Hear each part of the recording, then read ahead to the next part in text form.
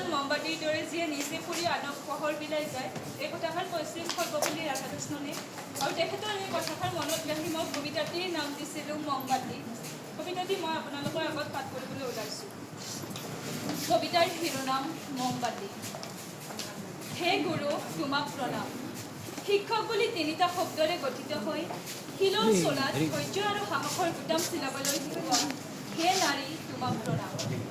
বটবৃক্ষৰ ছাঁ হৈ দিলাই সততাৰ সঞ্জীৱনী, কৰ্মধ্বনি দুহাত চমকিও নৰৈ দুভৰি। শিক্ষাৰ পোহৰেৰে আমলখিৰ দেশ পোহৰাই অবাটে যোৱা পথিকক বাট দেখুৱাই মুঠি মুঠিকৈ সিঁচি দিছা সম্ভাৱনাৰ উজ্জ্বল জোনাক। কিদৰে পাহৰিম তোমাৰ এই জ্যোতি শিক্ষাৰ উত্তাপ। স্মৃতিবোৰ পাহৰা নাযায়, অনুভৱবোৰ মচলিয়া নাযায়।